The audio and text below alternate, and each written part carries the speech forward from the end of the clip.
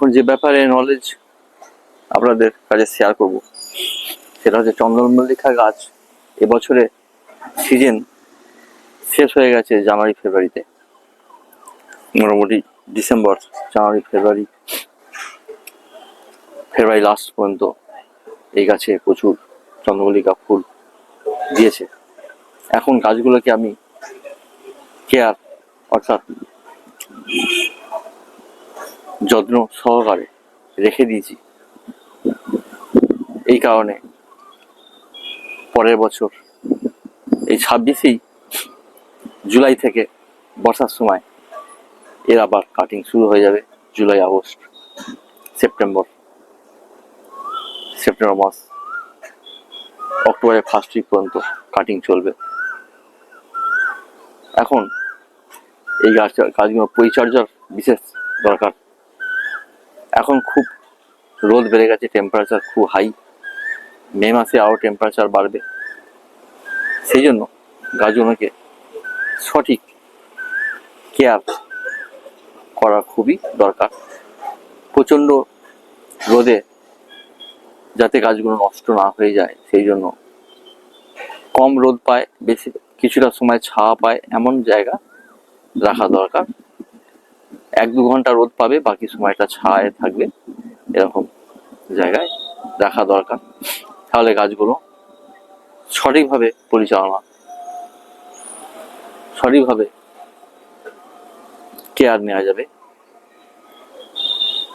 এই চন্দ্রমল্লিকা গাছে এখন যেটা খুব দরকার সেটা হচ্ছে যে যদি আপনার ছোট পটে থাকে, দেখুন আমার এখানে পলিপ্যাক আছে ছোট ছোট, এই পলিপ্যাকটাকে আপনি বাইরে একটু বড় করতে পারেন, বড় পটে লাগাতে পারেন। তাহলে কি হবে, এই গাছগুলো আরো সুস্থভাবে, একটু সুস্থ সবলভাবে বেঁচে উঠতে পারবে। আর ফাঙ্গাস যাতে না ধরতে পারে সেই জন্য গাছগুলোকে আপনার সাপ SAAF সাপ পাউচে পাওয়া যায়, 1 গ্রাম 1 লিটার জলে গুলে স্প্রে করতে পারেন 1 মাস পর পর। আর মাঝে মাঝে এর ফুড দেওয়া প্রয়োজন। ফুড দেওয়ার জন্য, ফুড বলতে যে ফার্টিলাইজারের কথা বলছি আমি, ফার্টিলাইজারের জন্য একটা গাছে 2 মুঠো করে ভার্মি কম্পোস্টের সাথে নিমখোল কিছু পরিমাণ মিশিয়ে তার সাথে হালকা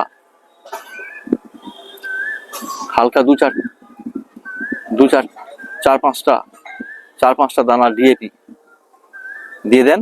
আর 2 চামচ, একটা পটে 2 চামচ করে সরষে খোলও দিয়ে দিন। তাহলে সেই মিক্সিং সারটা আপনি গাছের গোড়ায় ছড়িয়ে দিয়ে জল দিয়ে দিন। তারপরে 1 মাস আপনার আর কিছু দেওয়ার প্রয়োজন নেই।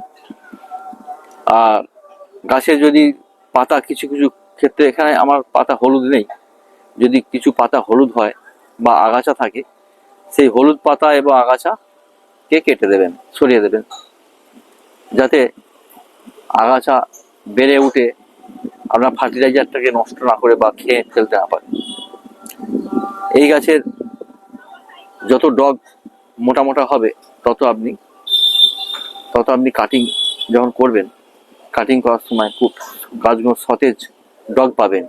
প্রতিটা সতেজ ডগে আপনি ডগটা কেটে আপনি বসাতে পারবেন বালির মধ্যে। যেটা আমি কাটিং করে কিভাবে চন্দ্রমল্লিকা গাছ করা হয় সেটা আমি আগে ভিডিও দেখেছি, সেটা আমি আবার পরেও দেখাবো কাটিং করা সিস্টেম। আর 1 মাস পর কাকা 1 ml 1 লিটার জলে গুলে স্প্রে করুন সূর্যাস্তের আগে বিকেলবেলার দিকে। তাহলে এই গাছে মোটামুটি রোগ পোকা দমন করা যাবে। আর নিম অয়েল 1 মাস পর 3 ml 1 লিটার জলে গুলে নিম অয়েল অবশ্যই স্প্রে করুন। তাহলে এই গাছের খুব পরিচর্যা আপনি ভালোভাবেই করতে পারবেন। এইভাবে এই ছিল আজকের নলেজ, আপনার সাথে শেয়ার করলাম। যদি ভালো লাগে শেয়ার করবেন, কমেন্টসে লিখবেন, সাবস্ক্রাইব করবেন। থ্যাংক ইউ, ধন্যবাদ। আবার পরে দেখা হবে, পরবর্তী নলেজ নিয়ে আসবো।